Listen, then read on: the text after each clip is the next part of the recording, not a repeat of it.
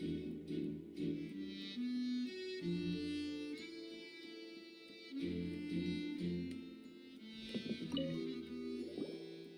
this is the...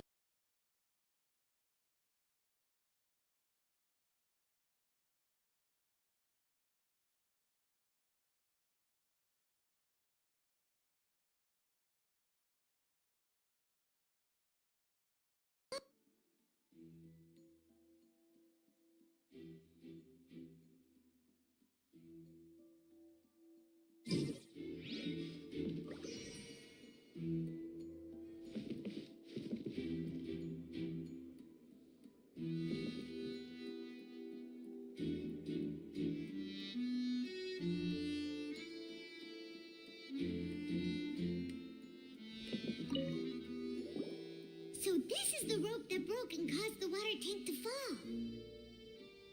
The rope looks pretty durable. How can it be burned through so quickly by fireworks?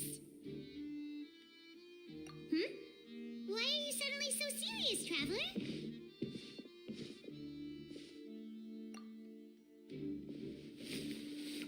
Whoa. Look! This bit is made from different material. Most of it was burned away, but there's still a little bit of it left. Huh. So if a rope meant to hold something was made with that kind of material in it, then that means... Wait, why don't you write all this down? Let's take notes.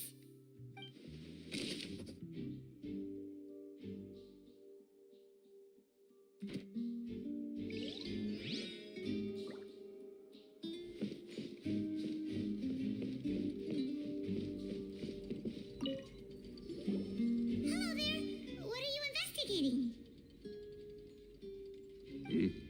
Oh, this location has also been cordoned off because the Magic Troupe members are currently considered prime suspects. The investigation team is still collecting evidence. The seats were all booked in advance, so we were able to deduce the missing woman's identity by checking the guest list. Sure, it's not like this is confidential information. We will publish it later anyway when we petition the public to help us find the missing person. Her name is Halsey. She's a painter from Fontaine who's made a bit of a name for herself. Apparently, she wasn't a regular at the Opera House, but she'd been feeling some pressure with her work lately, which made her decide to come see the magic show. The Magic Troupe members all claim not to know her. We have looked into her social connections. It seems that she has no personal grievances or conflicts of interest with the suspects. Simply put, she wasn't related to the Magic Troupe at all, which matches the features of the previous serial disappearances. Were the victims of previous cases also chosen at random? That's how it seems to us, in any case.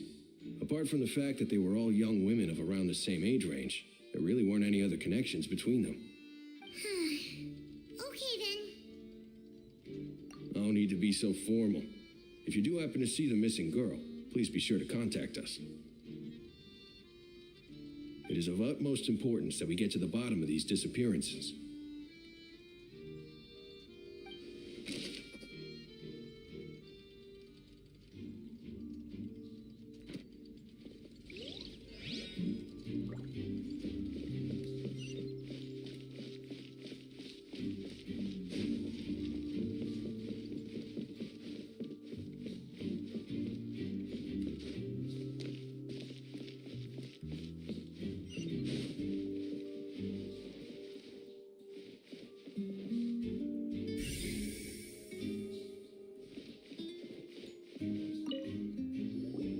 I see that you're investigating the area. Well, it just so happens that I'm interested too. If you find any new and interesting leads, be sure to share them with me, all right? We don't have too many thoughts yet.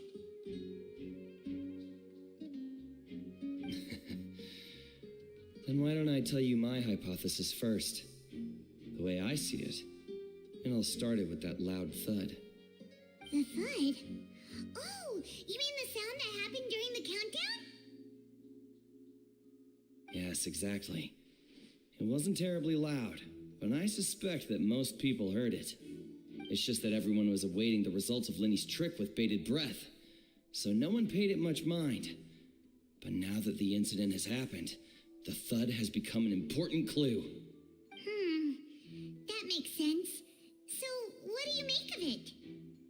I'm of the opinion that it may have been the sound of Linny's accomplice. Lynette, perhaps. Jumping atop the water tank or something like that. And when the pyrotechnics went off, she cut the rope, sending the water tank crashing down. But wasn't the noise we heard too loud for that? Perhaps the balance wasn't right, leading to a particularly rough landing.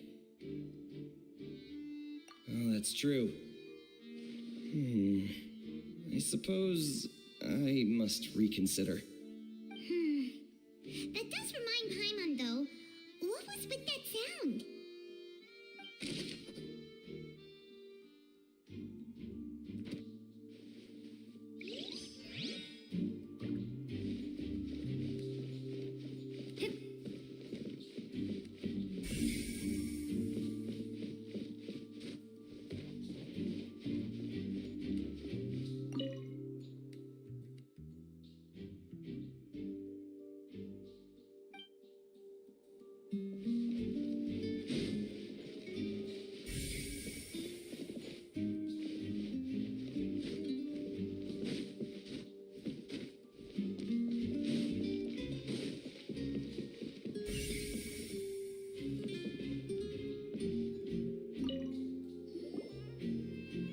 The investigation team has some new findings. Turns out there's an issue with the random number selector after all. See, I told you. What if the machine picked some big guy's seat? You think the murderer would have still made his move then? Sorry to interrupt, but we're helping Linny and Lynette with their side of the investigation. What were you saying about the number selector? There's something wrong with it? You're trying to help them? That'll be a tall order. Linny used the machine to pick a random member of the audience during his performance, right? The lucky girl that later disappeared. Well, we thought there might be a serious problem with the machine, so we had it taken away for further inspection. It turns out that the seat number it picked wasn't random at all. The machine picks that same number every time. I'm sure you already know that you have to make a reservation in advance to get a seat, regardless of whether it's a trial or some performance. In other words, Linny knew who would be sitting where from the very beginning.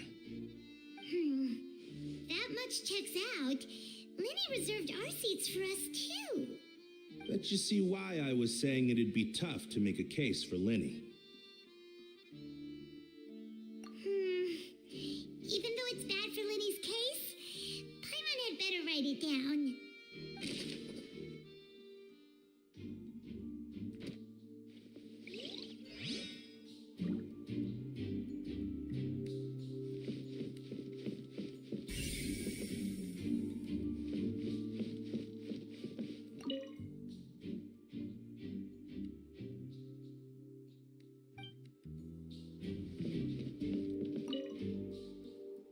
Go ahead, have a look around.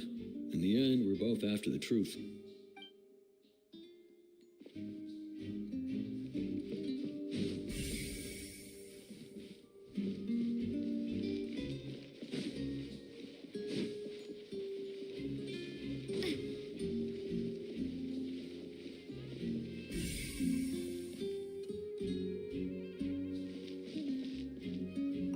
Linny's still talking to the guards. It seems he'll have a lot of explaining to do. I think someone will be assigned to monitor us later, but that's all right.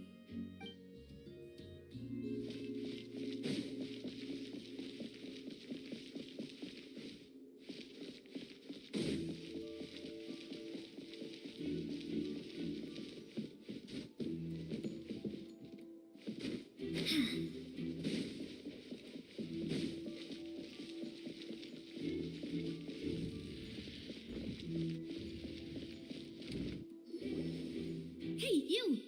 Yes, both of you. Over here. I've been keeping an eye on you for a while now. Huh? You mean us? That's right. If I'm not mistaken, you're also among those who wish to cut down the thorns and pursue the truth. No? And by the looks of it, you're not from Fontaine. Well, you're right on the moor about that one, but who are you?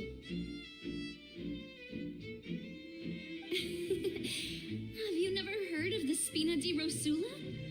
From mediating disputes and providing protection to solving conundrums, you name it, Spina di Rosula does it. And I, Navia, have the honor of being its renowned president. Though those who play by our rules call me boss. I'm Silver, her attendant. Pleased to meet you.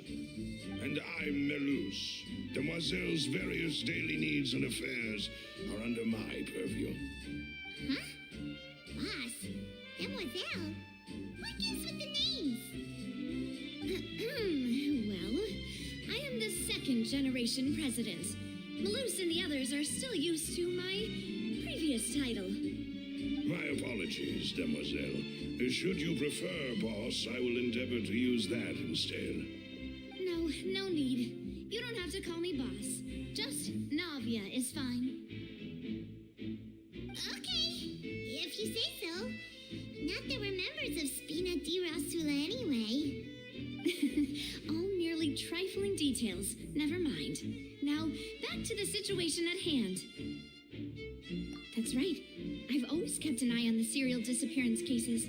My interest stems from a matter back from my father's time. Judging from the look of things, I find Linny an unlikely mastermind. Really? We think so too. That's why we're looking for clues now. But how did you come to that conclusion? Intuition, naturally. My unparalleled intuition. Farina sure was quick to point the finger at Linny without any decisive evidence whatsoever, wasn't she? But that's not uncommon for her. If you remember, the justice had to interrupt her and ask if she was pressing charges just to keep her from getting carried away. Anyway, a trial begins the moment someone levels charges. And, of course, there was no way Farina was going to back down in that situation. Sounds more like you just don't trust the Hydro Archon. Well, what's your opinion? I must admit that she can be interesting at times, but liking her doesn't mean that I'll blindly agree with her. All right, I've answered your question. Now, it's time you answer mine. Wait a minute, did that answer count? Well, I say it does. But don't worry, you won't hear any pointless questions from me. In your opinion, do you think it's right to treat a trial like it's an opera?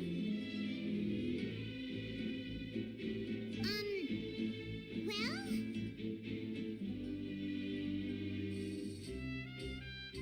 And why would that be?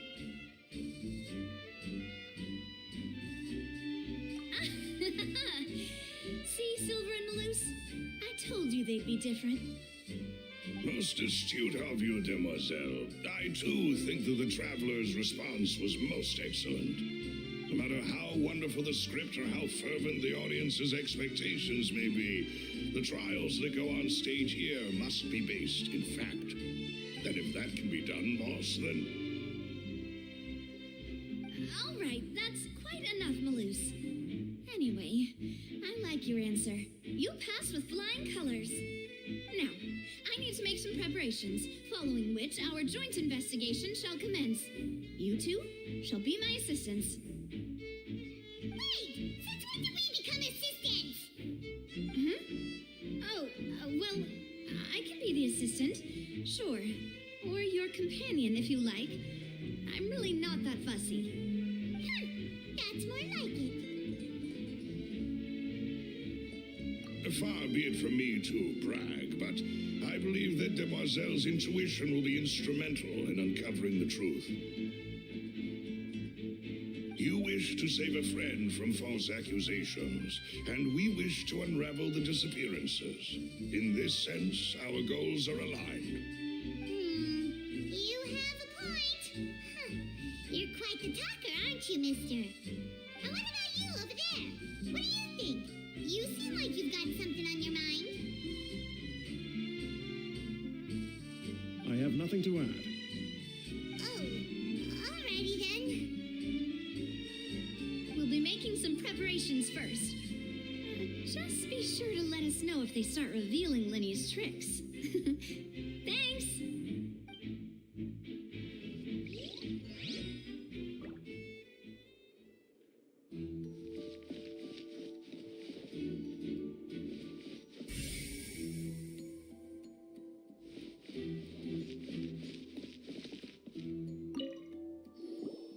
Sorry, but no one can freely enter or exit the Opera House at the moment. If you wish to leave, you must register your identity with us first. No, we're not leaving. We're representing Linny and Lynette as attorneys, so we're investigating the case. Were you always guarding this entrance? Yes. After the Chief Justice gave the order, everyone coming in or out must undergo a strict inspection. So, the missing girl couldn't have left from here. At least, not from that point on. I doubt there was much opportunity then, either. How can you be so sure, Well, because I was in charge of security near the entrance at that time. I couldn't see Linny's performance from here, which was quite a shame. Just my luck. But still, I did not abandon my post, and I stayed put no matter how loud the applause was. If someone had so much as even approached the door, I would have noticed it, let alone if they had tried to leave. We Melusines are good at that sort of thing, you know. So, it's safe to say the girl couldn't have left through here. All right, thank you for your help. This will be useful info.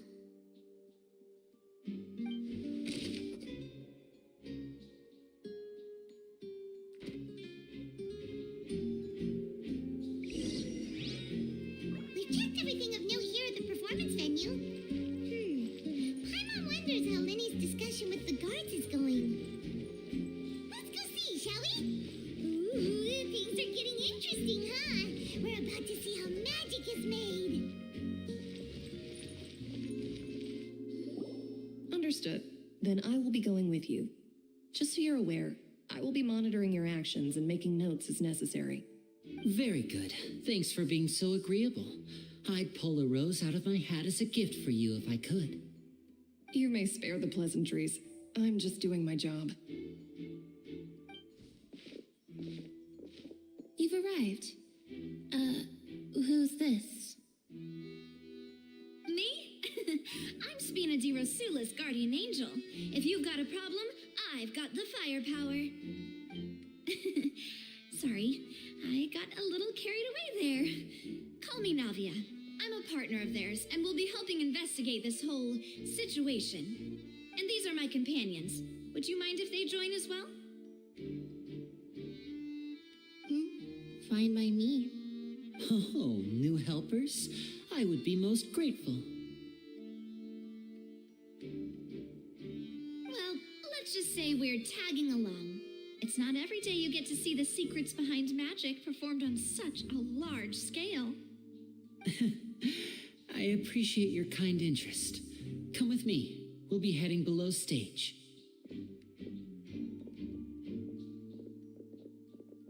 Huh? Below stage? Yes, a world of secrets is hidden beneath this magic box, prepared specifically for this switcheroo trick. But before I reveal everything, you should have a look first. Notice anything strange here?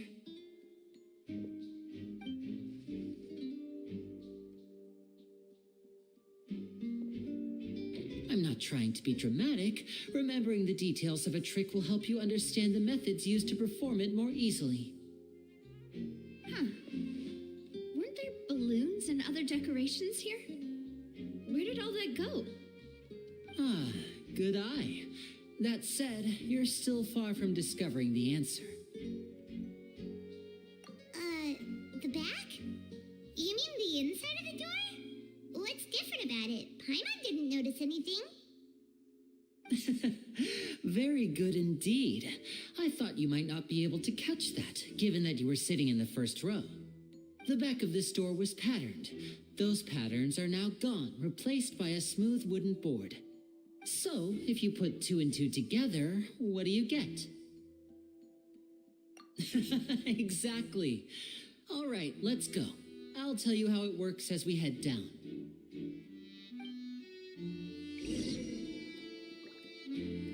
Oh, so there was a passageway under the magic box. I knew you'd figure out most of it as soon as you saw this place.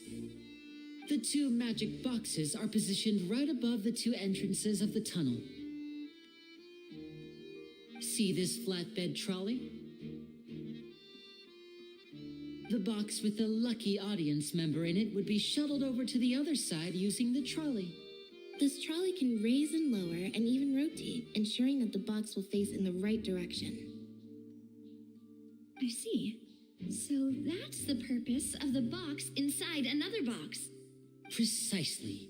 The inner box would descend after the audience member was put inside and be moved along the trolley, all while the outer box would remain on stage as if nothing had ever changed. So that's how you did it! Once the box was lowered, the trolley would store some energy through this device here, with which it would complete the rest of the steps. The audience member would only be able to feel some slight movements in the dark, and by the time she walked out, she would already be back on stage. Right! You were talking that whole time, and you even came out for a moment near the end! Ah, yes. A phonograph operated by Lynette was used to achieve that effect. My assistant and I had already scripted our conversation beforehand. When the countdown began, I had already gone to the opposite box via a tunnel using that ladder. And what about Lynette? Where was she? I was in the mezzanine space in the back of the box. Oh, interesting! That's how we were able to coordinate Linny's lines with the assistant. And, by the way, I was the one who walked out of the box at the end. I mean, we are twins. All it takes is a change of clothes and no one can tell who's who. And that's my favorite part of this trick. Only Lynette and I can perform it. So that's how it all worked! Wow, every detail you revealed was more amazing than the last! Lynette would briefly walk out of the box and then go back in, jumping into the tunnel and escaping before the box on the trolley could finish ascending. And then I walk out of the other box in the audience area, and the trick would be complete. The operative word here being would. But as you saw, Cal was in the box, not our audience member. She, on the other hand, mysteriously vanished. We really don't know how that happened. If not for that interlude, this would have been an astonishing trick. I probably never would have figured out how you pulled it off. And yet, to think that someone was able to use this magic trick to commit a crime. Could we have a look around? I think we can come up with some more leads. This is the scene of the crime, so Linny and Lynette are not permitted to stay here. I'll escort them back up. Yes, of course. No need to be so strict now. I won't disappear into thin air, you know. Thanks, everyone. We're counting on you.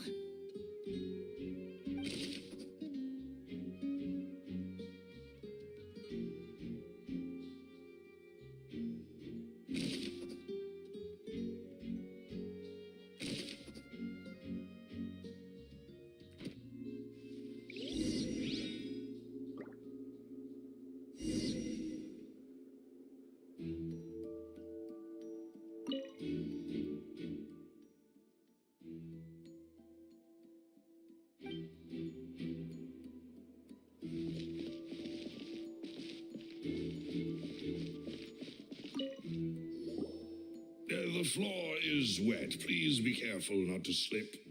Speaking of which, why would there be water here? Oh, Paimon knows! It's one of those tricks where you pour water into a jug and then flip the jug over only for the water to disappear. And here's a broken vase. Huh. Did the trolley knock it down while moving? That can't be. The trolley moves along tracks from start to finish. It couldn't have hit the vase at this distance. Let's Let's note this down too and think about it later.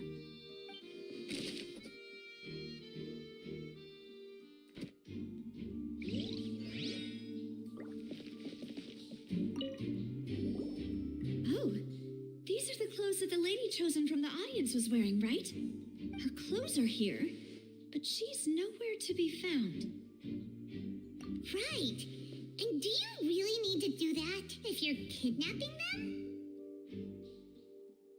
Ugh, this is so confusing. Paimon doesn't want to be a detective anymore.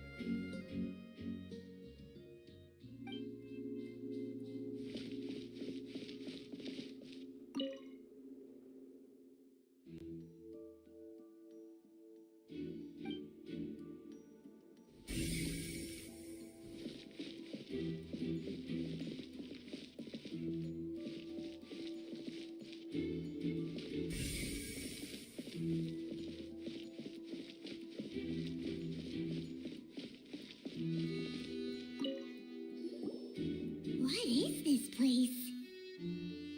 It seems someone could fit through here. Could this have been the suspect's escape route? Alone, perhaps.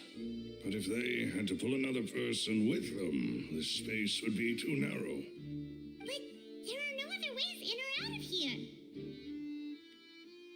Oh, you're right. Let Paimon write that down.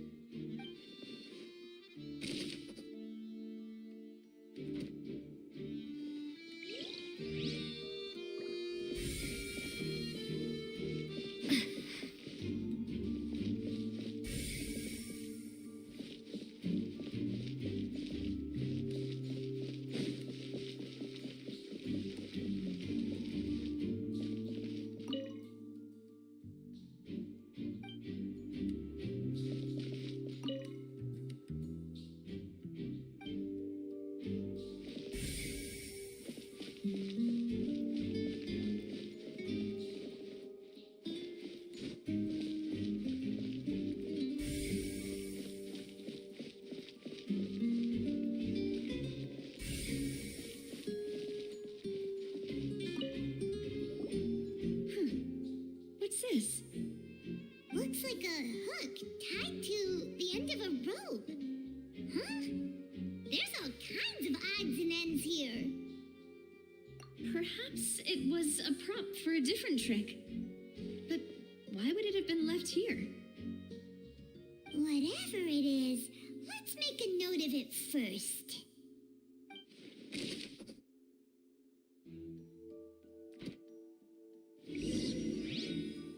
Seems we're just about done investigating down here. Yes, let's head back up.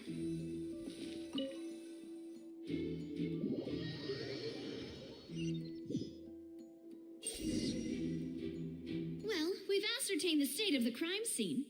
Let's find a place to sort out our findings once Malus returns. Seems to me that there are several things that don't add up here. Apologies for the wait, demoiselle. So, what did the guards say? Did the criminal escape through the vent?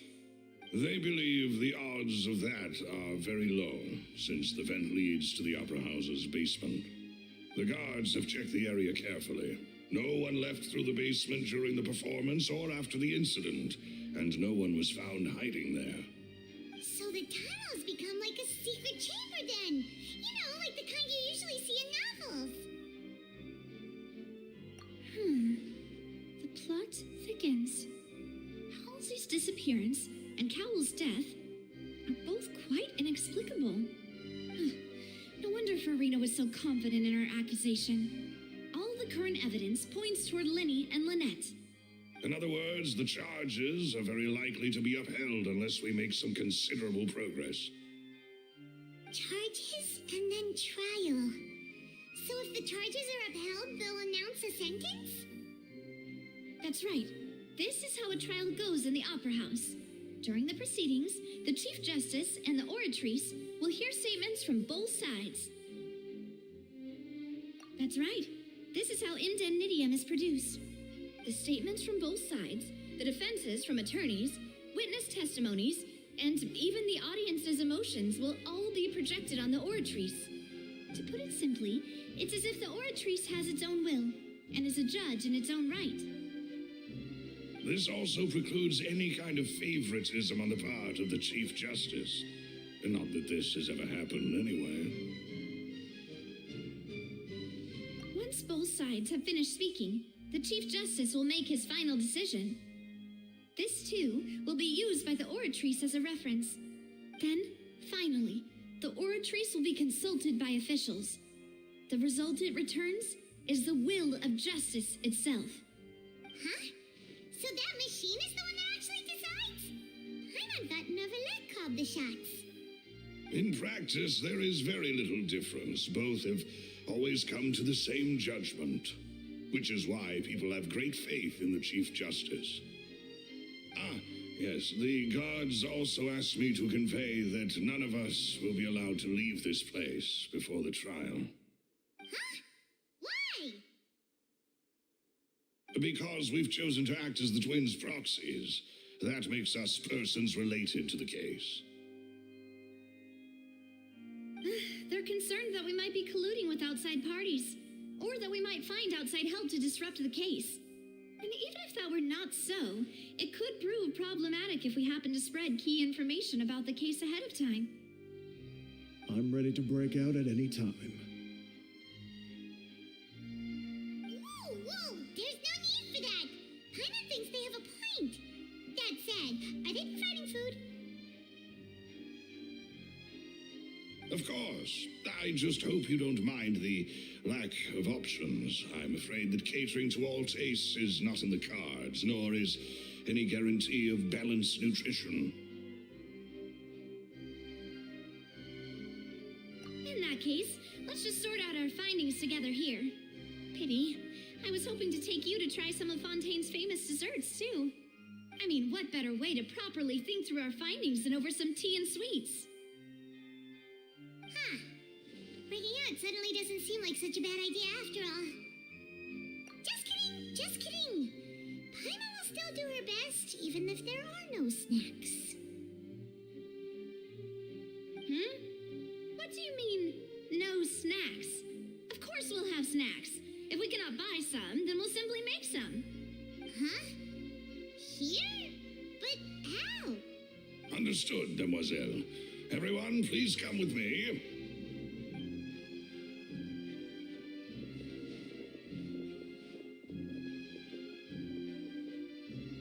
Wait, you're carrying a portable stove with you? Yes, I must be prepared to meet the demoiselle's baking needs whenever the fancy strikes her. I have eggs, sugar, and almonds at the ready. Good work, you two. Then I'll get to it. Please sit tight for a moment. You'll get to taste my awesome snacks soon enough. These three are quite the interesting group.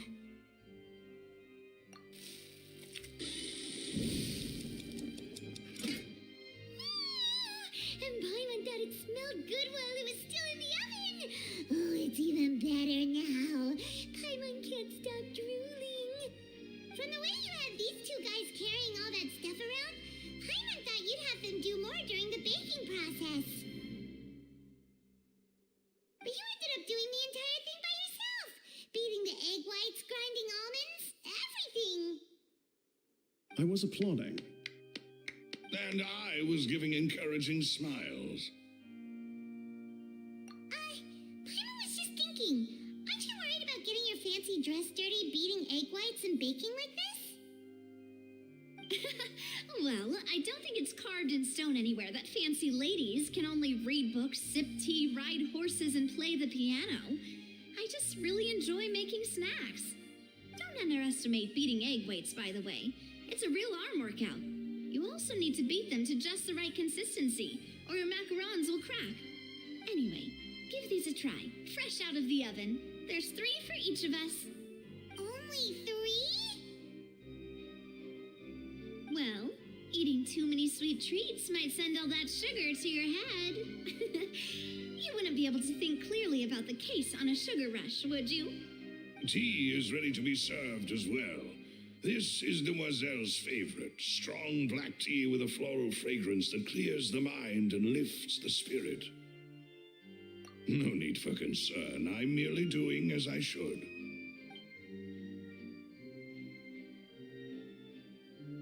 All right, then. Down to business.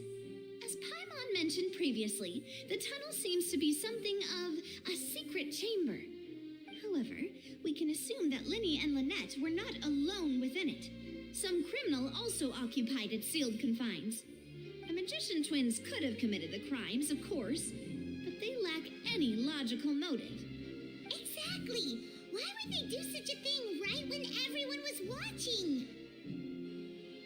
The flower vase and the thud we heard during the performance could indicate some altercation between Halsey and the criminal in the tunnel, resulting in the shattering of the vase, the discarding of her clothes, and her abduction. Perhaps the criminal thought that since she was chosen from the crowd, she would be too easy to identify if she was still wearing the same clothes. Paimon thinks that makes sense, but the real trouble is... True. None of the clues we found thus far support the existence of this third person. But the only people left to consider are both technically victims, whether it's the missing girl, Halsey, or poor Cowl. Huh. Could Halsey have secretly made modifications to the magic props in order to murder Cowl before making her escape? That's right. And even if she had tampered with the setup, she would need to understand the entire trick to pull it off. Nor does she have any motive. The guard said that she has never had any dealings with the magic troop's members. Were we not thorough enough in our search? From the sound of things, this is turning into an impossible case. Your macarons are amazing, though, Navia. They smell great. They're nice and crisp and super sweet. They are my specialty, after all. And I see you've already had 5 of them. What? 5? Oh, that can't be right. Paimon only counted 3, honest. Please don't worry about it. At my age, a few less sweets might actually be a good thing. No. Being greedy is one thing, but Paimon knows how to count. Besides, Paimon knows that if she ate too many, then others wouldn't have enough.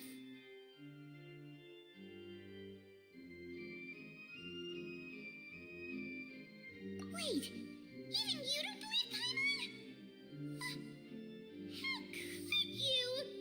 If Paimon ate those 2 extra macarons, then may they turn into stone in her stomach! All right, we get it. Well, I suppose one of us might have gotten too engrossed in our chat and eaten them by mistake. No big deal. Maloose, set up the stove again, if you would. Huh? What are you doing? Making sure everyone gets 3 macarons, of course.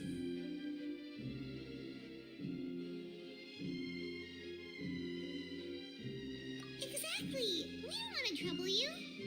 As you wish, Demoiselle. And I have the egg, sugar, and almonds. Well, this really is your hobby, huh?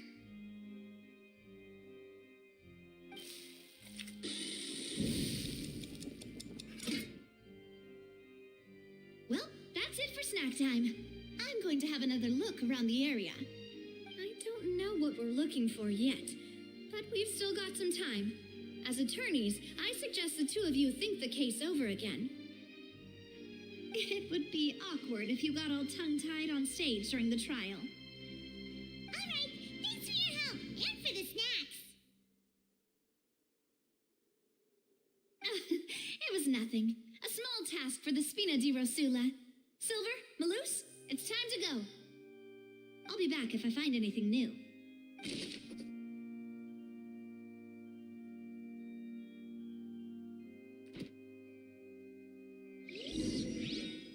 Alright, it's time to put our heads together. We've got to get our defense ready for the trial. Oh, it's probably gonna be a long and difficult case. There's no point in worrying about that now. We just need to prepare. Here, take Paimon's notes. They should help you review the situation.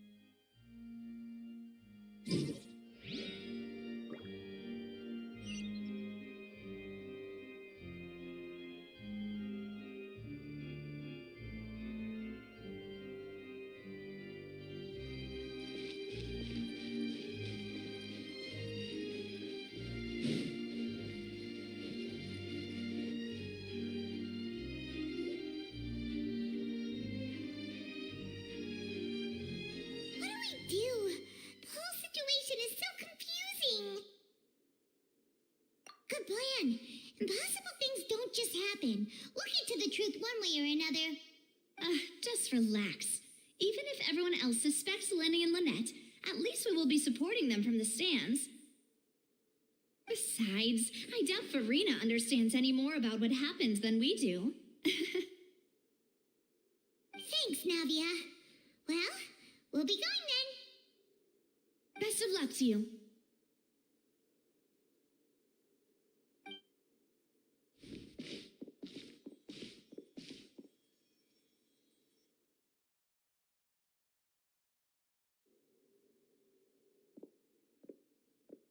Ah, finally, you're back.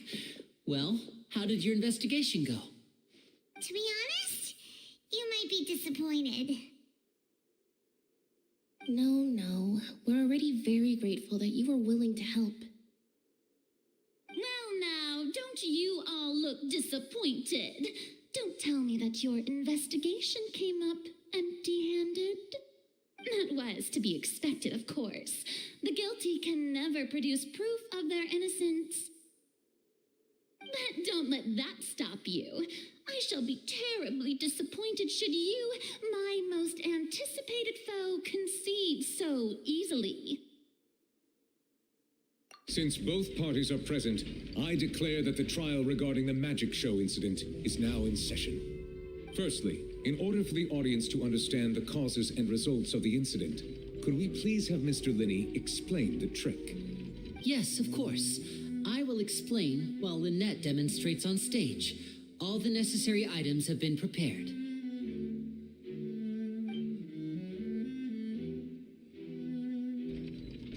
Thank you, Mr. Linney.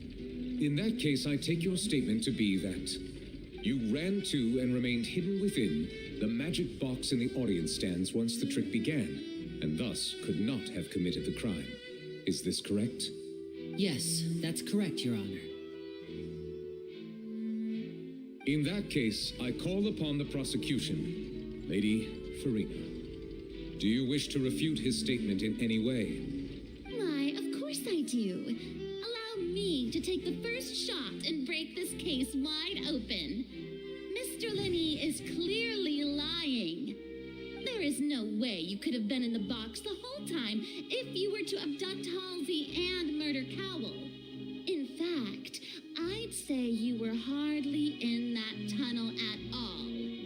That is simply your hypothesis based on the presumption that I'm guilty. Oh, is that so? And if I may ask, what did you hear while you were inside your box? The roaring countdown of the crowd, of course. That's how I kept track of the time and built anticipation for the finale. And you didn't hear anything else at all? Nothing that might leave an impression of any kind? No, nothing. I see. But when the count reached 30 seconds or so, there was a thud. One so loud that I believe practically everyone heard it. Huh?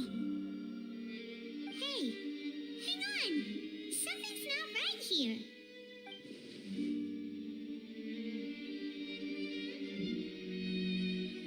Yeah, I'm sure he could have heard a noise that loud from inside the box. I was right by the box, and I definitely heard the thud. Look at those scales. Could those mean... Well then, ladies and gentlemen, allow me to use the words of the magician himself. You never know what can happen in the blink of an eye. Indeed, it seems his alibi can also collapse in the blink of an eye. Of course, I have armed myself to do far more than smash your alibi. Confidence cannot go unfounded, and my foundations are rock solid. Tell me, aren't you and Lynette actually from the House of the Hearth? The House of the Hearth?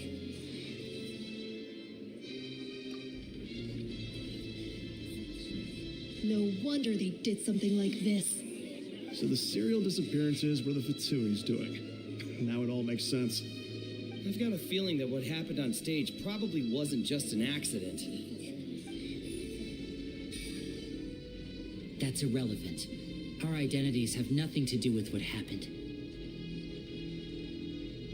Indeed.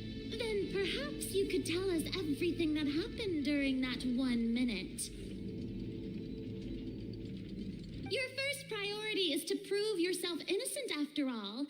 I'm sure there is little that needs to be kept secret now.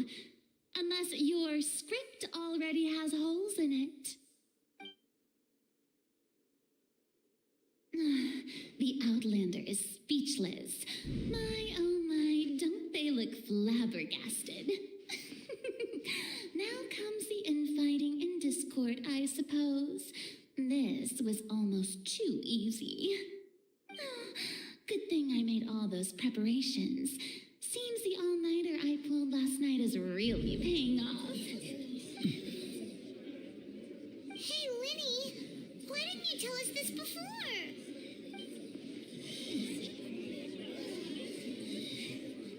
Order! Order! Mr. Linney, allow me to re-establish the facts. Lady Farina has raised 2 points. First, when the thud was heard in the Opera House, you were neither in the box nor the tunnel. Second, you and Ms. Lynette are both members of the House of the Hearth. Are these claims true?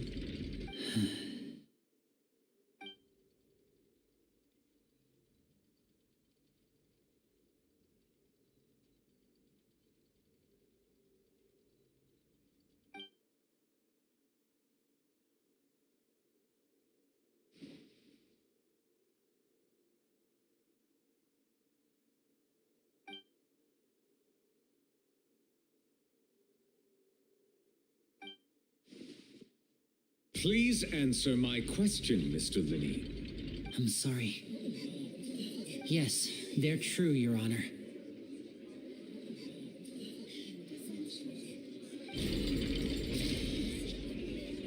I knew it!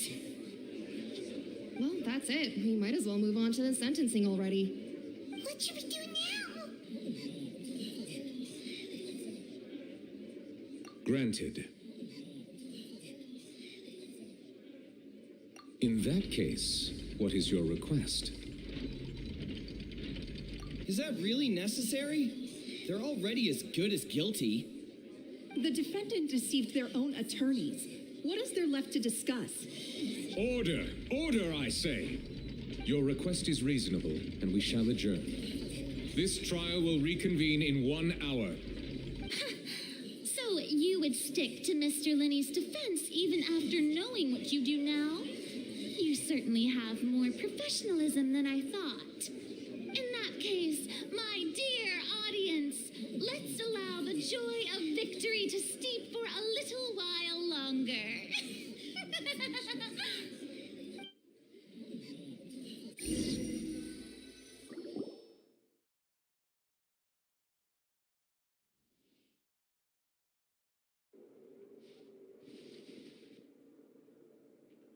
Well, this is awkward. I didn't think the Hydro Archon would dig all that up. I'm sorry, Traveler and Paimon. Yeah, sorry. Paimon doesn't know where to start. We trusted you two. We based our entire reasoning on the assumption that you weren't bad guys. Not to set the wrong tone or anything, but Paimon's really mad. I'm very sorry. I know you're angry, and reasonably so, but please, let me explain. I know you've clashed with the Vitui several times before. I wouldn't be surprised if just hearing the word is enough to make you upset. But our organization is very, very large, and the Harbingers have very different personalities and goals.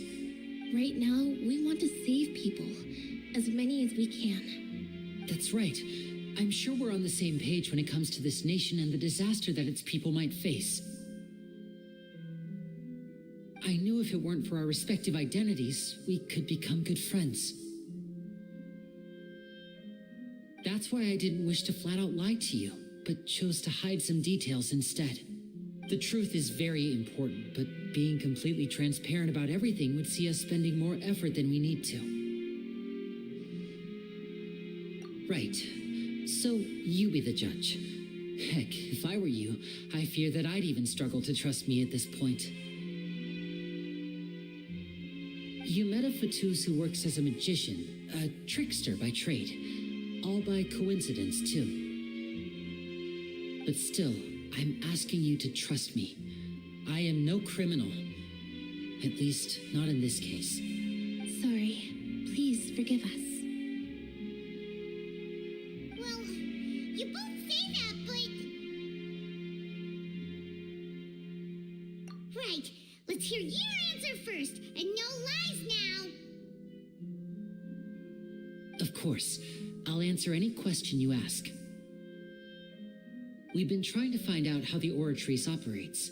We want to know why it has a consciousness. Why can it deliver sentences accurately? During our investigations, we learned that the machine's core is beneath it.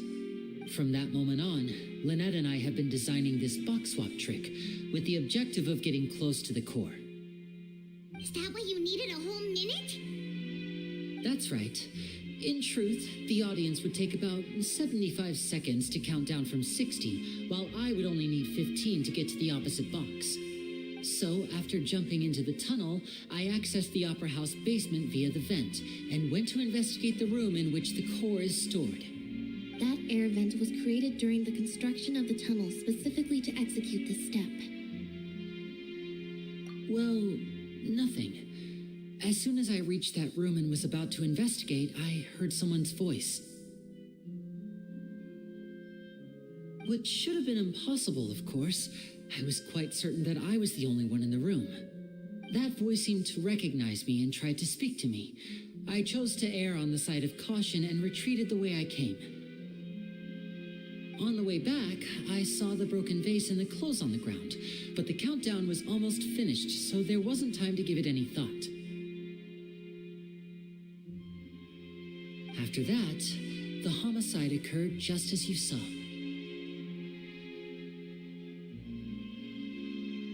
Well, that explains why you didn't hear the thud. Because of that prophecy I told you about, of course. We must know all we can about this nation's secrets in order to deal with that prophesized crisis. That's the only way we can save everyone. So, there you have it. The whole truth. I swear, I didn't hide anything from you this time. It was never my wish to proceed under this cloud of mistrust either. But like I said earlier, you can be the judge. If you want to leave because you don't trust the Fatui, there's nothing I can do to stop you. Well, Traveler, you decide. Paimon will follow your lead however you choose.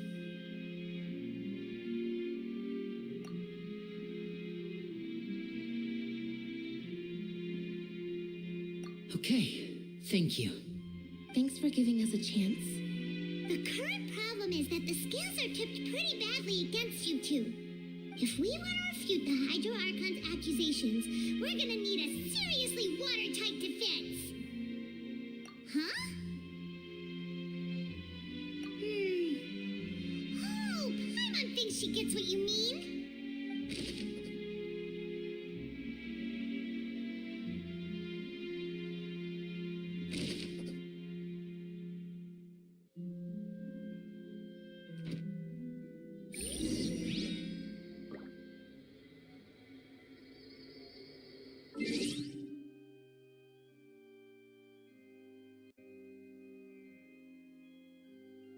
Navigating the world is a whole lot easier with a few different identities to choose from. Need me to come up with some for you?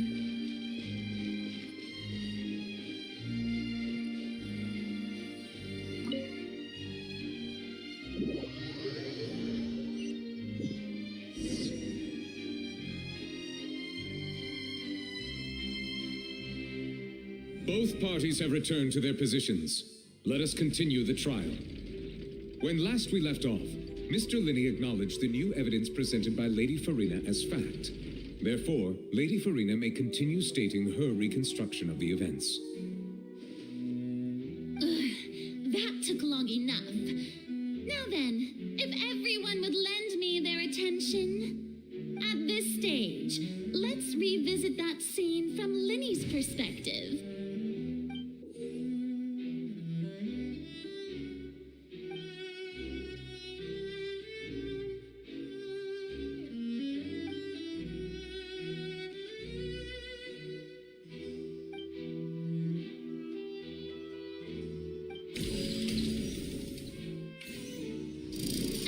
Countdown began, he entered the tunnel.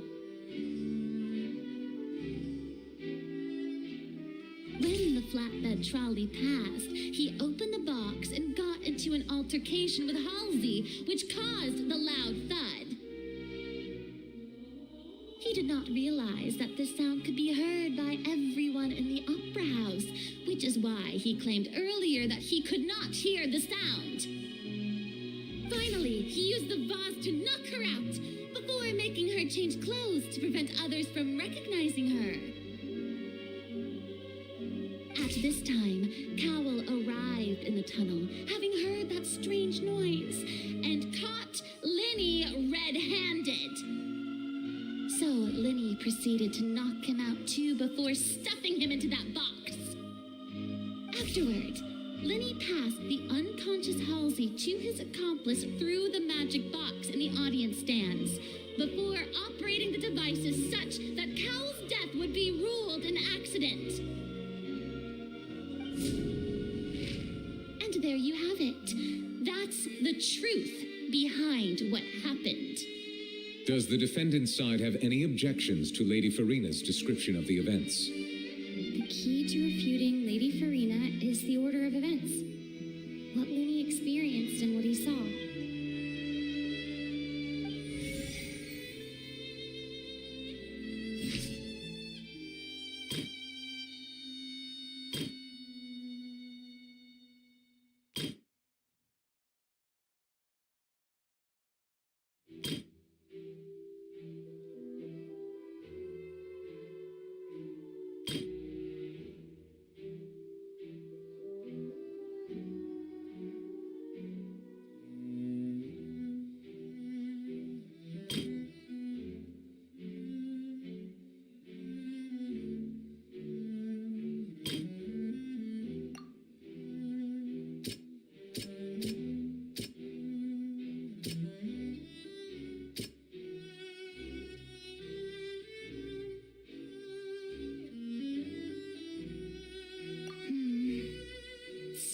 this won't produce a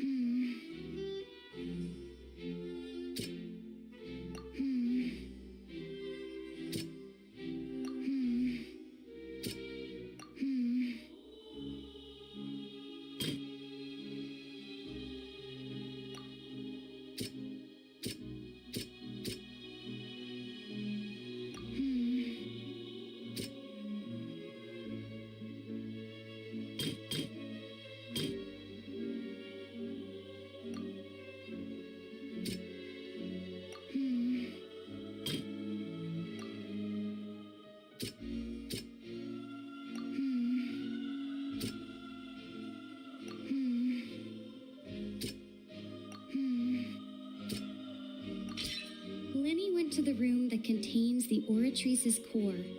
This is the actual truth.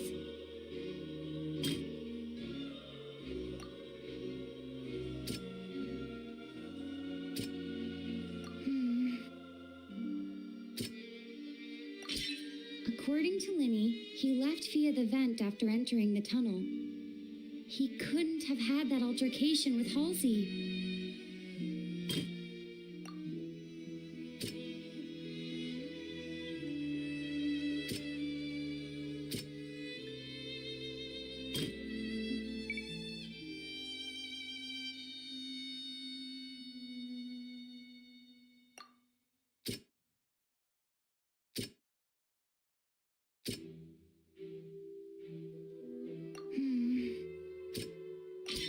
Lenny did not take part in the underground altercation. He only witnessed traces of the aftermath. Attention! Ace Detective Paimon has something to say! When the countdown started, Lenny did indeed go into the tunnel. But he immediately used a vent to access the Opera House basement, which is where the underground core of the Oratrice is stored. Once he reached that area, he heard a voice in what should have been an empty room. Since he felt something was amiss, he returned immediately. The crime scene had already developed by the time he reached the tunnel again, and in order to complete the magic trick, he did not remain there for any length of time. Finally, he reached the surface, and that was when the accident happened from his point of view. Therefore, he's innocent.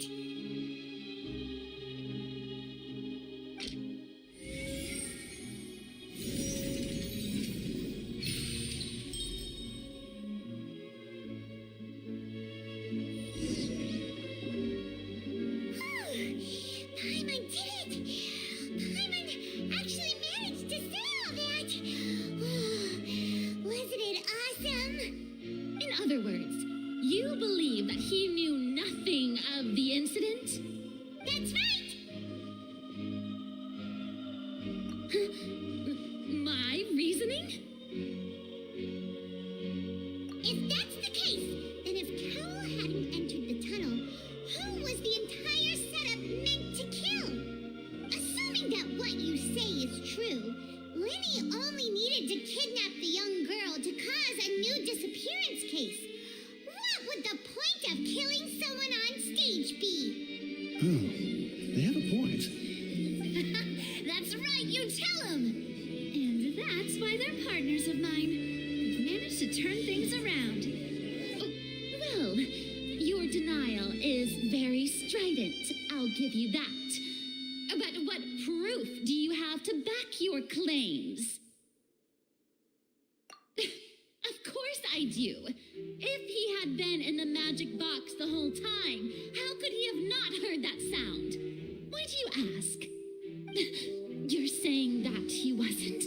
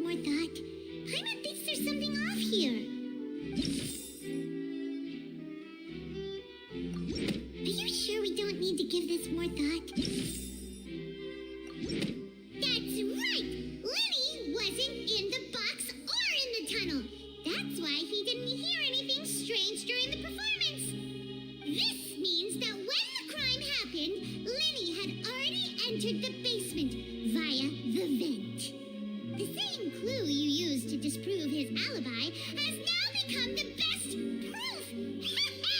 How do you like that? Well played. To think you'd use such logic. Well then, if it wasn't Linny who committed the crimes, then who was it?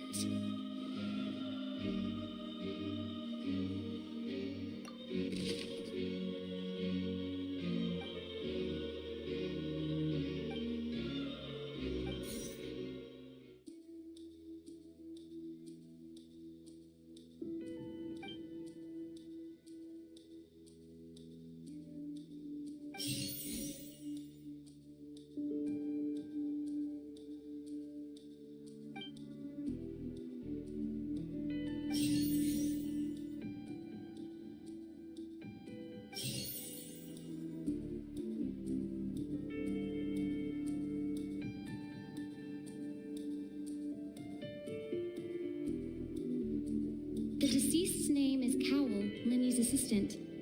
He would have been able to tamper with the equipment. Halsey is the missing person and an ordinary audience member. Or did she have her own scheme all along? Could there have been a third person involved? Is that...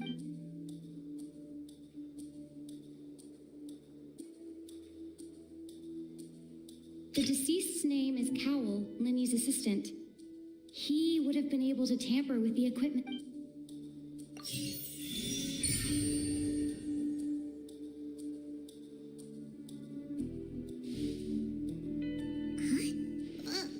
That can't be right. Are you serious? The killer was, in fact, Cowell, the deceased! Oh, is that so? How interesting! Let's hear your reasoning then. What I must do next is recreate the truth.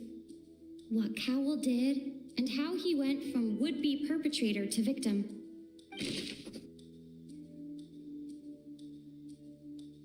No one entered or left the opera house through its entrances.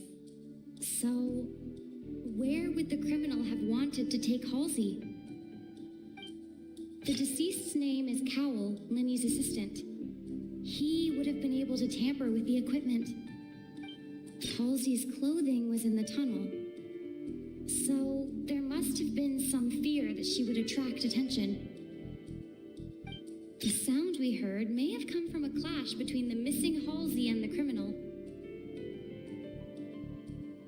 Linny was not in the tunnel at that moment, which gave our criminal ample time.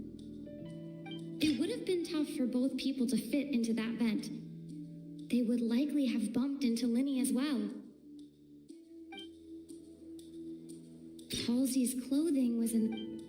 Linny was not in the tunnel at that...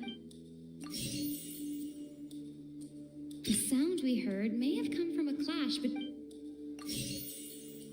No one entered or left the opera house through its entrances. So... It would have been tough for both people to fit into that vent. Halsey's clothing was in the tunnel.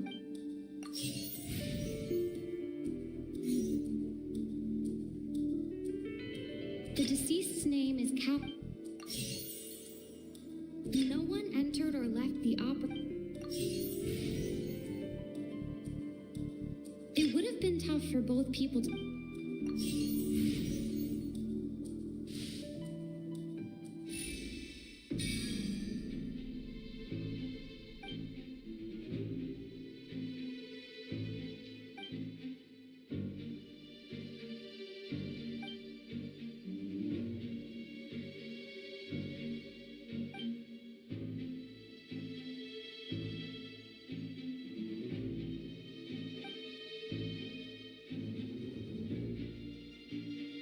What's wrong, Traveler? Are you still having trouble figuring things out? I see how it is. So this was all just a bluff. And here I thought you had something to show for it. But it seems you're still far from the truth. Look, since we're at a dead end, why not consider a different track?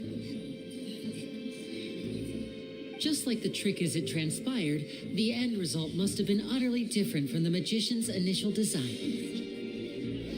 If only we knew how Halsey disappeared.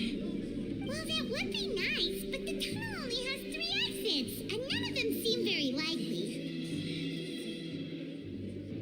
And it's not like this is a magic trick where you can just make a real live person disappear. You know, like you did from that water tank, Lynette.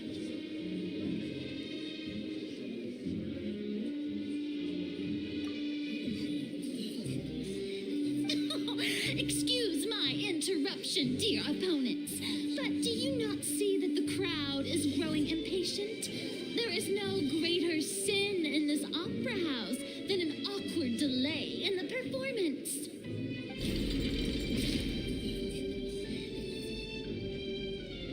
If the defense is unable to make further effective arguments, we will move on to the next stage of the trial.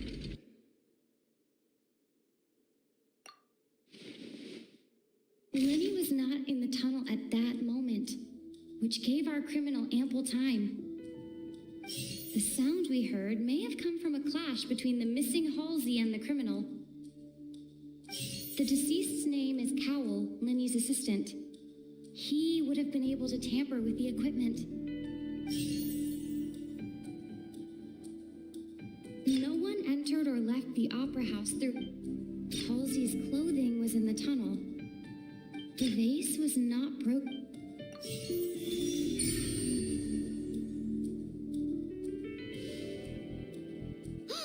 Paimon gets it! It all comes together if Halsey disappeared instead of being kidnapped. Lynette escaped from the water tank, vanishing gradually and leaving only clothes behind. If there's a similar method where a person could be transformed into water... Just a moment, please. I do hope you know how preposterous you sound at the moment. How could a person ever be transformed into water? This is reality we're talking about here, not some magic trick. Must we really? I should think that of anyone. Your friend Linny already knows this truth very well. Magic tricks are ultimately just illusions and misdirection. But Halsey's disappearance is very real. We're talking about 2 completely different things. Even so, I trust the traveler's judgment. The truth must be out there somewhere. Perhaps some new line of reasoning may open if we try to gather all the focal points that don't make sense. Since Cal was the deceased, we haven't placed much attention on him. But given that we aren't making much progress with the case, it wouldn't hurt to have a look at his belongings, would it? People really do come up with all sorts of harebrained schemes when at the end of the rope. The way I see it, your suggestion that we broaden the scope of our investigation is nothing but a tactic for stalling the trial. Nevertheless, I believe that this is a reasonable request on the part of an attorney. Since the trial does indeed appear to be at an impasse, I believe that additional evidence may help us make more progress. Guards, please step into the lounge and examine the personal effects of the deceased, Cowell. We are still examining the items, but we have already made critical progress that we feel must be shared with everyone post-haste. We discovered several test tubes of fluid within Cowell's baggage, each labeled separately. The notebook in his backpack claims that these fluids are water from the primordial sea. The primordial sea. The note's contents also indicate that Cowell belonged to an organization that sells illegal drugs and that he had an accomplice. The notebook has many entries concerning safe usage of these fluids, in which the keyword dissolve appears many times. One of these tubes was labeled Opera Epiclese, along with yesterday's date. It is empty. The notes also state that these dissolution properties work exclusively on people from Fontaine. It's likely that Halsey was chosen as some sort of test subject. As such, we believe that the defense's hypothesis is, in fact, supported by sufficient evidence. You've got to be kidding! People dissolving into water? Could something so ridiculous actually be true? Wait a moment. This reminds me of a certain prophecy, but it's just a coincidence, isn't it? If people can become water, does that mean that the water tank's real use was as a means to hide water stains? And if Cowl was targeting that girl... Wait just a minute. Could that mean... You two, with me, quick! Demoiselle, wait! What about your partners? Let's go. Just trust me. Order! Order! It is undeniable that further examination of the deceased's personal effects has yielded some surprising results, but we cannot yet verify the veracity of these clues. Still, let us assume that these clues are indeed authentic, albeit with the understanding that Ms. Halsey has yet to be found. Guards, please continue examining the items along these lines. Mr. Linney, it appears your hypothesis is supported by the evidence, so please continue speaking. Of course. Thank you, Your Honor. If we uphold this hypothesis, I believe that many of this case's seemingly unrelated clues can be connected together. Right! Like the metal heart! That one didn't make sense at all. Let's think about this. Cowell's methods must have something to do with that water from the primordial sea.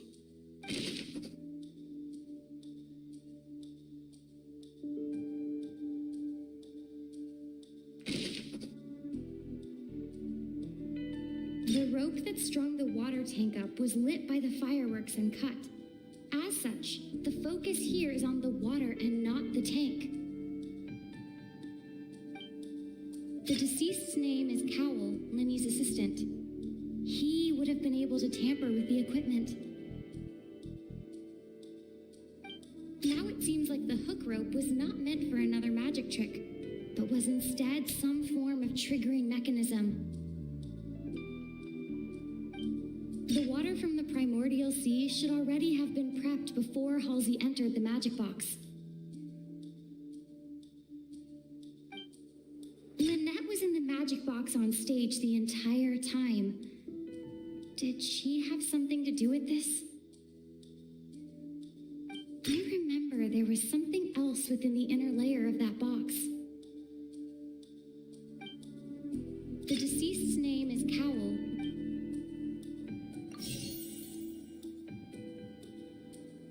The water from the primordial sea should... Now it seems like the hook rope was not meant for another I remember there was something else within the inner layer of that box. The rope that strung the water...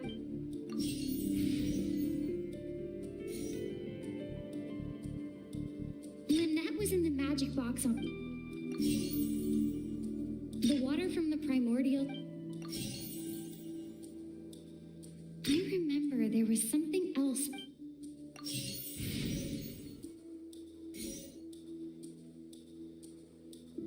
The rope that strung the water... Now it seems like the hook rope...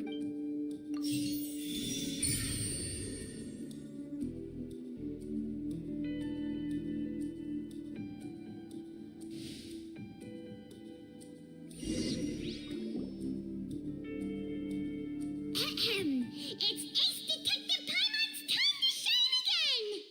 In the original plan, Cowell would tamper with the water tank rope and the number selector securing his target. When the magic box containing Halsey was lowered, the metal hook would retract gradually and pierce the balloon at the top of the box. When the balloon attached to the box popped, the water from the primordial sea inside it would pour down and dissolve Halsey. Afterward, Cowell would enter the tunnel and break the flower vase to conceal the water inside the tunnel, with the remaining evidence being covered up by the water tank on stage. But he encountered something unexpected in the tunnel and wound up being fatally hit by the same water tank he cover his tracks. Huh, that does make sense. That actually links together a lot of the more confusing pieces of evidence.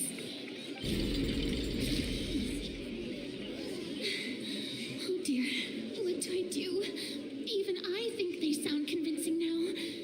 Have I falsely accused an innocent person? What a humiliation. Now, it seems like the only point of contention remaining is the exact circumstances that led to Cal's death. His notes mentioned he had an accomplice who could be related to the situation. On that note, the guards have just contacted me indicating that they uncovered new evidence. I shall now invite him on stage to share it with us. Thank you, Your Honor. We were just inspecting the luggage of the other people involved in this case. And we found an identical sample of the water from the primordial sea among Linny's personal effects. What? That can't be. Oh, I see. Well, how wonderfully comedic to have your own counterattack only to come back and wound you. Does this not clear all doubt? My dear citizens, my loyal audience, allow me to present my reasoning and bring this performance to a swift close. Linny did not need to take part in the dissolution of the young woman at all. Indeed, he did leave the scene via the vent. Having made modifications to the props beforehand, his accomplice Cowell then caused Halsey to vanish using the water from the primordial sea. But upon his return, in cruel avarice, Linny desired sole credit and prepared to do away with his partner in crime. Ultimately, he knocked Cowell out, and the tool meant to cover the crime up also became a murder weapon.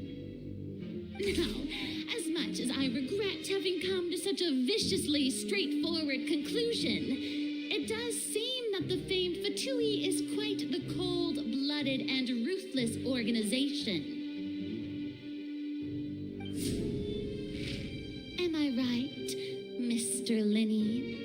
We've used up all the evidence we collected. There's no way for us to make a rebuttal here. Is this the end of the road?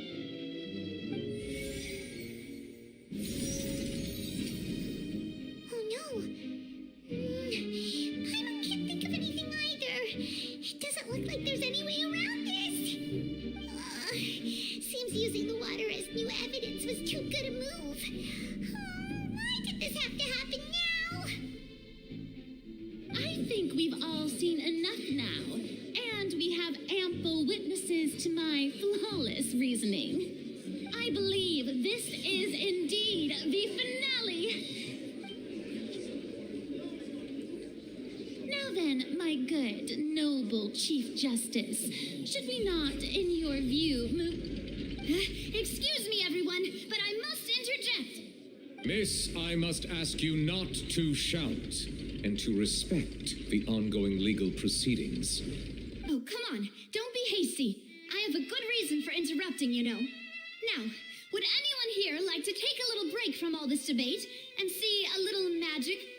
I'll show you an amazing trick, one that can bring a young woman who has disappeared back in the flesh, right before your very eyes. Please, do the honors, Mr. Linny, if you would be so kind. What in the world is she saying? No offense, miss, but miracles like that are beyond my scope as a magician.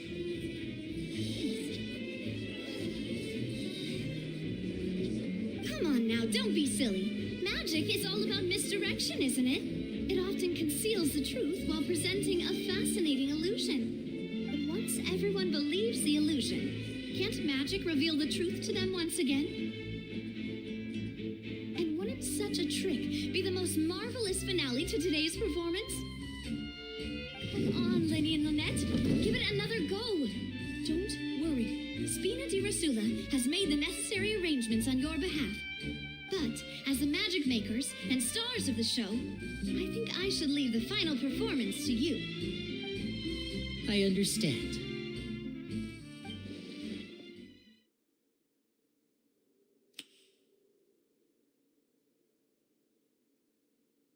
And voila.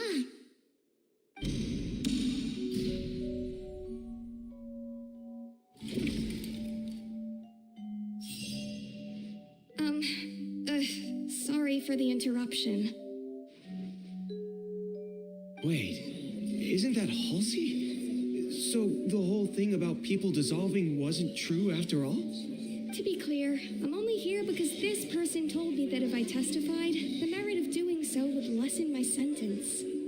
I was hiding outside this room listening to the proceedings because I was afraid that I would be the one put on trial. I was just feeling happy that no one had noticed me, and then before I knew it, she caught me.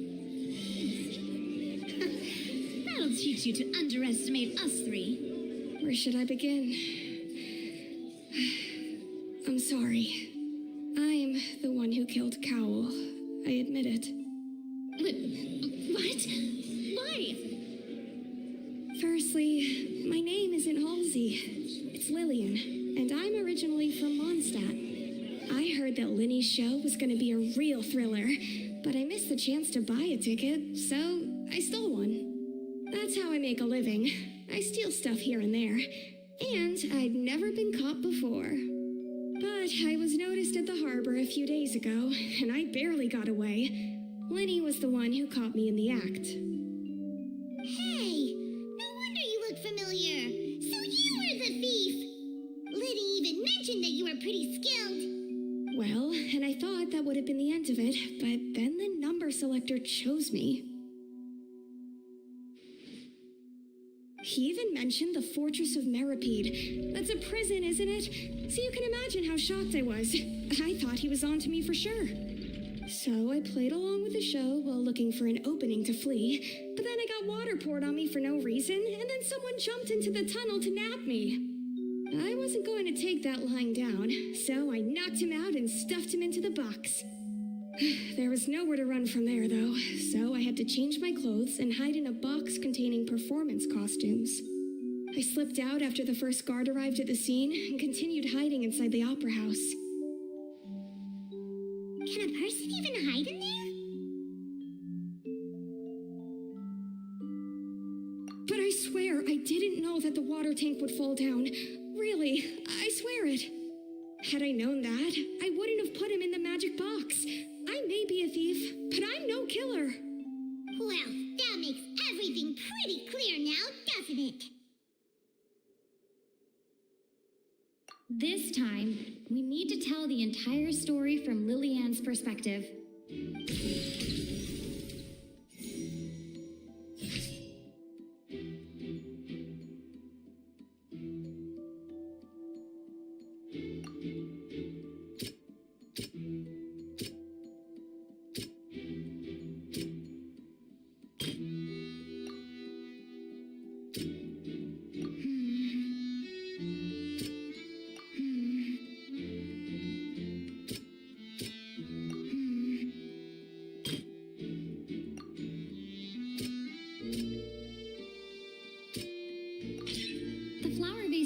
Broken to cover anything up, but was smashed during the struggle between Lillian and Cowell.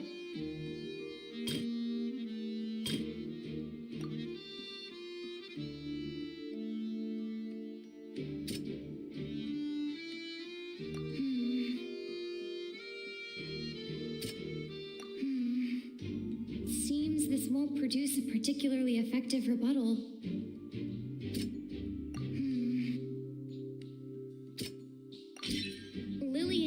Afraid that she would be recognized if she left, so she changed clothes and hid, biding her time. Just what one might expect of an experienced thief.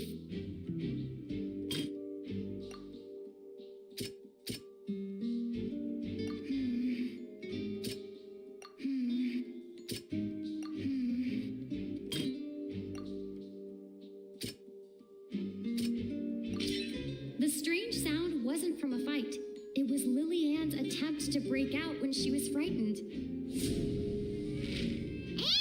it's Ace Detective Paimon time! Having been selected selected out of the blue, Lillian panicked. Her panic only intensified after she entered the tunnel and had water poured on her head. So she kicked the door open, producing the thud we all heard. Hearing the commotion, Cowell leapt into the tunnel, only to discover that Lillian had not dissolved. He did not know that Lillian was not from Fontaine, but was a thief who made her way in by stealing a ticket. Mistakenly believing that the water from the primordial sea needed time to take effect, he tried to force Lillian back into the box. The two broke the flower vase during the struggle, but Lillian came out on top, knocking Cowell out and putting him in the box. With no way of escaping, she changed her clothes and hid in the costume trunk until the performance ended.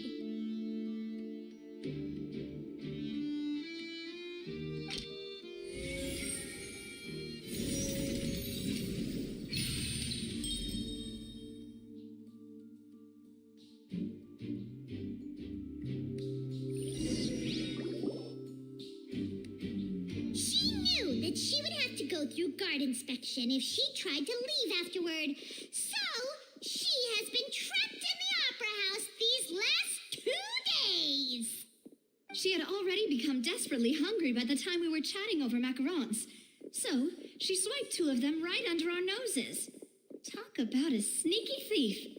At this point, all the events that happened in the tunnel have now come to light. Ah, so that's the whole story. Bravo! Bravo! Now then, Lady Farina, do you wish to speak against the defense's statements? Please answer the question, Lady Farina. Also, if I may add, the trial has not yet ended. As such, I request that the prosecution not leave the room before the proceedings have concluded. What, are you reading my mind now? No, I have no further arguments. I admit defeat. But really, could you at least have left me with some dignity? Wow, look at that. She's like a deflated balloon now. If there are no objections, then as the Chief Justice of Fontaine, I shall once again repeat the full sequence of events. The actual perpetrator of the serial disappearances, Cowell, selected his next victim from the audience reservation list. With some modifications to the selector, he could ensure that the pre-selected young woman would be chosen. To cover up any evidence while committing the deed, Cowell thought of allowing the water tank to fall, which would conceal the water left behind after the young woman was dissolved. He also tampered with the rope suspending the water tank, using the fireworks at the end of the performance to cause the tank to drop and hide the watermarks. He poured the water from the primordial sea into a balloon during the preparation of the magic box and stuck it to the box's lid. Finally, he passed the prepared hook on a rope through the gap in the magic box's door when bringing the young woman to said box. When the magic trick officially began, the box containing the woman was lowered into the tunnel, tightening the hook rope and bursting the balloon containing the water. If all had gone to plan, the young woman would be dissolved at this time. However, Lillian was not from Fontaine and thus fled the box with a loud noise. Realizing that there was trouble, Cowell entered the tunnel and met Lillian. Thinking that the waters had not yet taken effect, he decided to proceed. However, his opponent was more capable than he thought, and he was overcome, knocked unconscious, and placed into the magic box, and thus became his own final victim. Lillian, according to her own statements, then changed clothes and hid until the performance ended, before hiding in other parts of the opera house. As for Linny, he was in the underground structures within the opera house, and was thus ignorant of these happenings. From this reconstruction of events, we can conclude that Linny, the accused, is in fact innocent. Hooray, Linny and While there is much in Linny and Lilianne's conduct that should still be investigated separately, this case, at least, can be handed over to the Oratrice to make the final decision.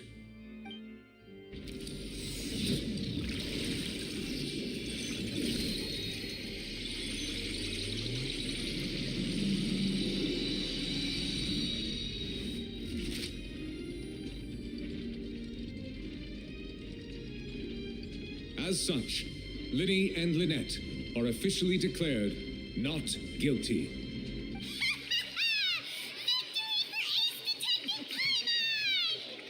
Great work, partners. Thank you all. Thank you so much. Next, I think we deserve an explanation, Guard Vaughn. How did you find the water from the primordial sea in Linny's baggage? Right! Your discovery caused me to make a serious mistake, you know. Or was that not a discovery, but false evidence that you dare to bring before this court? I suspect that the accomplice mentioned in Cowell's notes was not Linny, but you, yes?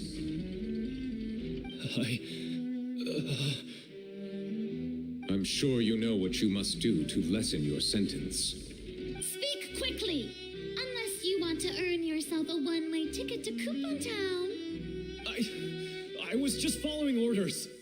We were supposed to place blame for the serial disappearances onto Linny, and thus cause suspicion to fall on the Fatui.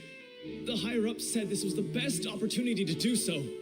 And now that your plan has fallen through, and the secrets of the water have been revealed, you have become a liability to said higher-ups, yes? Therefore, you would be wise to tell everything you know and seek the protection of the guards. Yes, I'll tell you everything I know. Our boss discovered that the water can cause people to dissolve. It can also be made into a potion, which, when extremely diluted, can cause people to experience unforgettable exhilaration. We've been in this business for a while now, and have made decent mora off it. The disappearances were also the boss's idea. I mean, this is the boss we're talking about.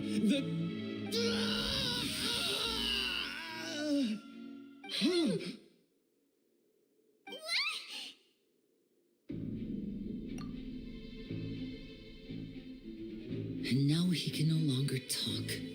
Such ruthlessness. I shouldn't have expected any less of them. An outrageous act. All present, please submit to inspection immediately.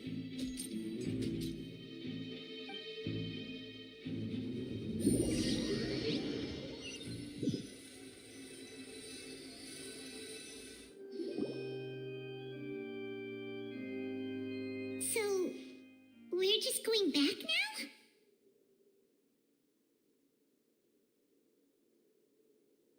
That's true, but...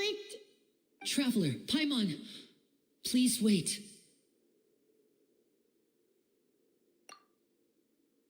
Linny... I know you may not want to speak to me right now. Maybe you don't even want to look at me. But still, let me thank you again for defending me to the end, even after you learned that I'm a member of the Fatui.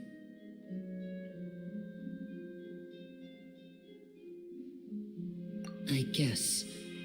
But regardless, I'd like the opportunity to set things straight. I didn't approach you with any ulterior motives or ill intent. I've spoken to you as myself, just plain Linny this entire time. As for why I'm a Fatus, it's because the goals of the House of the Hearth align with those of an orphan like me. That's all. That was how Father, who you might know as the Knave, approached recruiting us back then too. A knave? The one who controls the House of the Hearth? She's your father? That's right. And since we're here, I was wondering, would you mind hearing a story? It's about my past. Back when our parents first died, Lynette and I were left wandering the streets. To survive, I took to surreptitiously observing an older street performer who did magic. It took me several days to figure out how he pulled off his amazing tricks.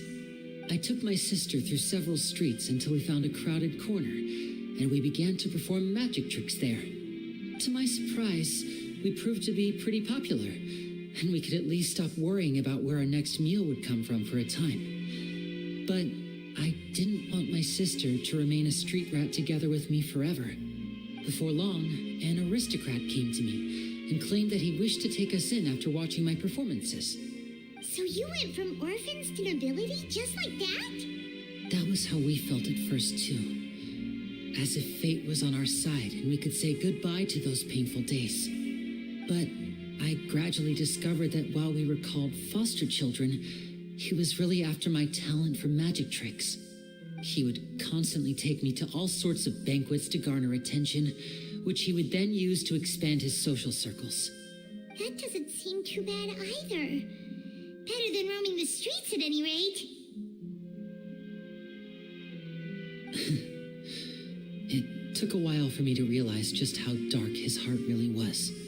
After one particular performance at a banquet, I discovered that Lynette was not on the same return vehicle as me. I waited a long time after we returned home, but she did not come back. I went to that noble's bedroom and asked him about her whereabouts. The answer he gave me was, she caught the eye of the most eminent person at the banquet, so I sent her over as a gift. I mean, you'll be able to perform your magic regardless of who your assistant is, yes? Oh no. So he was gonna... But wouldn't Fontaine's laws deal with such people?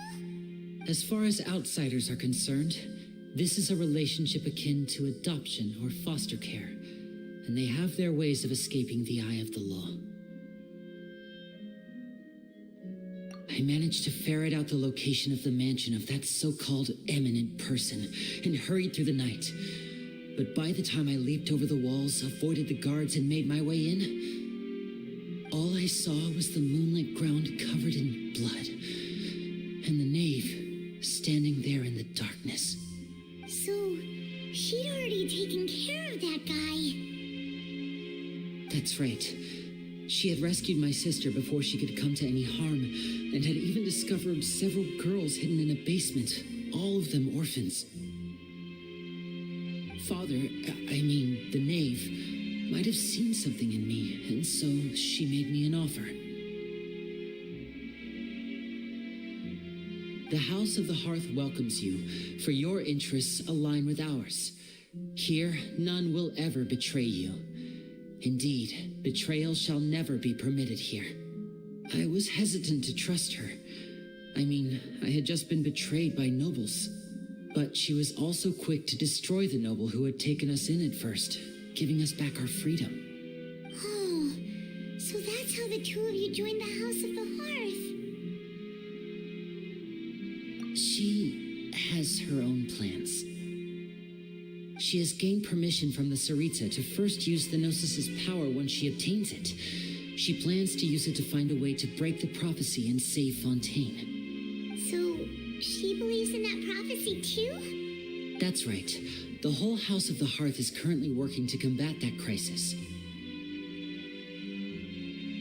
Today's case has also proven that people from Fontaine can indeed dissolve into some sort of water, thus further supporting the prophecy. All of us house members here, Lady Arlecchino herself included, are from Fontaine. We won't give up on defending our homeland. To us orphans, the only connection we have left to this world, apart from our family, is our homeland. So, from small deeds like distributing magic pockets to huge schemes like stealing a Gnosis, everything is aimed at dealing with that prophecy. It's all right. I understand. The only thing I can do is relate all this to you. I just hope you can understand that even as a member of the House, I have never stopped making my own decisions, and that I believe what I'm doing is right. If you should need anything at all in the future, feel free to find me. I will do my best to help you, as plain Linny.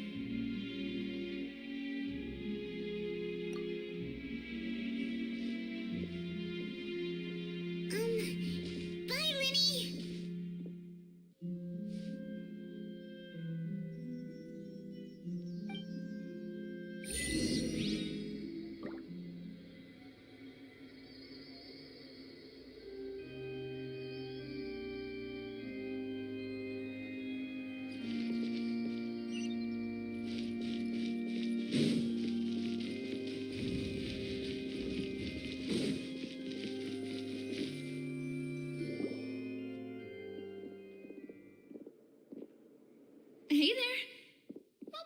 disappearing act you pulled right as the trial ended? Were you looking for us, Navia? Well, this whole thing isn't exactly over, is it? I do feel that we're getting closer to solving the serial disappearances case, though. Don't you think so, too? Huh? What's wrong, my dear partner?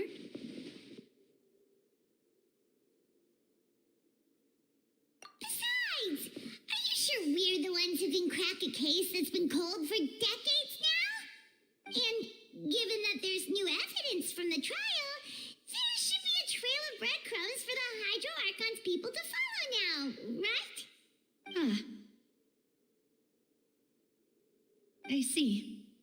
Well, I won't lie. I'm a little shocked to hear that from you. But I suppose you are just travelers who have only arrived in Fontaine after all. Sorry. I might have been too presumptuous. Don't say that, Navia. Oh, and we were having so much fun investigating with you, too.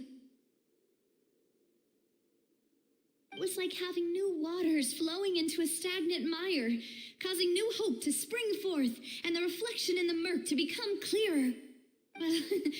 Sorry about that. I'm a bit prone to nostalgia. Don't mind me. Wait, shall we have a farewell meal? You know, to commemorate our time as partners? Huh?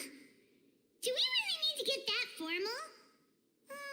Well, guess you really did treat us as partners, huh? Well, I'd just like to have a proper ending to every important memory. That way there are no regrets later. Anyway, it would just be a meal, so it shouldn't take up too much of your time. You don't have to twist Paimon's arm. If Boss Navia's treating, count Paimon in! Oh, wonderful. In that case, why don't we return to the court of Fontaine and head to the Hotel de Boer?